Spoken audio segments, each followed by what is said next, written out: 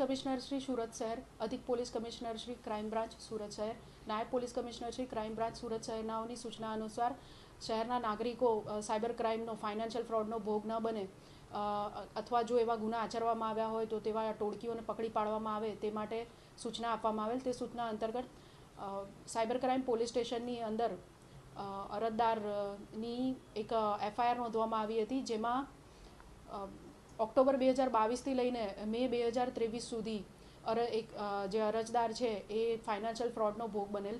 એમાં અરજદારને થોડી ઘણી ઘરમાં તકલીફ હતી. એ હિસાબે ફેસબુક ઉપર શૈલેન્દ્રનાથ અઘોરી નામનું ફેસબુક એકાઉન્ટ છે. એના ઉપર એવું લખેલ અરજદારને મળ્યું કે તાંત્રિક વિધિ से सभी समस्याओं का समाधान करे. અરજદારને તેમાં વિશ્વાસ પડતા અરજદારે સદર એકાઉન્ટ ધારકનો સંપર્ક કરેલ. ત્યારબાદ વોટ્સઅપ પર તેમની સાથે વાતચીત થયેલ. તો આ અઘોરી શૈલેન્દ્રનાથ જે છે, જેમનું મૂળ નામ છે મુનીશ ભાર્ગવ, તેઓએ અઘોરી શૈલેન્દ્રનાથના નામે એકાઉન્ટ ખોલીને દેશભરમાંથી ભોળા લોકોને ભોળવીને અને તેમની પાસેથી નાણાં પડાવવાનું કામગીરી કરતો હતો. એ દરમિયાન અરજદારનો સંપર્ક થતાં એમણે તમારા ઘરમાં ભૂતોનો વાસ છે, તમારા ઘરમાં ઘણું સોનું છે, દુષ્ટ આત્માઓનો વાસ છે, વિધિ કરવી પડશે એમ કહીને ટુકડે ટુકડે પૈસા ઓનલાઈન ટ્રાન્ઝેક્શન કરાવીને પોતાના જ અલગ અલગ બેંક એકાઉન્ટોની અંદર પૈસા નખાવ્યા છે. લગભગ જોઈએ તો આજે 6 થી 7 મહિનાનો સમયગાળાની અંદર 15,51,510 રૂપિયા ફરિયાદીના મુનીશ ભાર્ગવ ઉર્ફે શૈલેન્દ્રનાથ અઘોરીએ ભોળવીને ફ્રોડ કરીને લઈ લીધેલા છે. આ દરમિયાન એક વખત મુનીશ ભાર્ગવ પોતાના સાગરીત મનોજ ભાર્ગવની સાથે સુરત ખાતે આવેલ અને ફરિયાદીને ભોળવીને એમના ઘરમાં વિધિ કરવા માટે જણાવેલ, જે માટે ફરિયાદીએ ઘરમાં ખાડો ખોદાવેલ. ત્યારબાદ ધાર્મિક વિધિ કરી ધુમાડોને એમ કરીને ફરિયાદીના ઘરની અંદર પોતે લાવેલ નકલી ઘરેણાં સોનાના અને હાડકાને એમ બતાવીને ધુમાડાનો લાભ લઈને ફરિયાદીને ભોળવીને જણાવેલ કે તારા ઘરમાં આ દુષ્ટ આત્મા છે અને આ જે સોનું છે. ત્યારબાદ હાથ ચાલાકીથી એ સોનું અને બધું ગાયબ કરી દીધેલ ધુમાડાનો લાભ લઈને ફરી.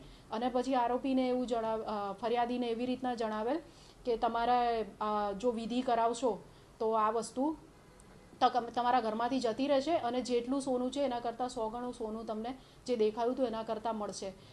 એ દરમિયાન મનોજ ભાર્ગવ જે મૂળ આરોપીનો સાગરીત હતો, એમણે તેનામાં પોતે આત્મા આવી હોય એવો ઢોંગ કરીને 108 બકરાની બલી માંગી, જેના માટે ફરિયાદી પાસે ફરીથી પૈસા પડાવવામાં આવ્યા. તો આ જે ઓનલાઈન ટ્રાન્ઝેક્શન અને આ એકવારની વિધિ એ બધું થઈને લગભગ 15,51,510 રૂપિયા જેટલા આરોપી સાથે સાયબર ક્રાઇમ ફ્રોડ કરવામાં આવ્યો છે. કેટલા લોકો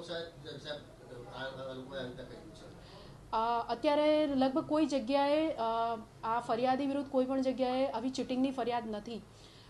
કાળા જાદુનું નામ આવે ત્યાં લોકો ગભરાઈ જતા હોય છે કે અમે બાબાજીની ફરિયાદ કરીશું તો આવું કંઈક થશે.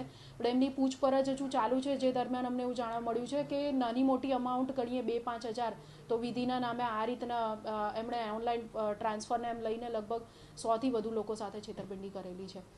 પણ એ વિશે ફરિયાદ હજુ ક્યાંય નોંધાઈ નથી. ના, આરોપીનો મૂળ ધંધો આ જ છે.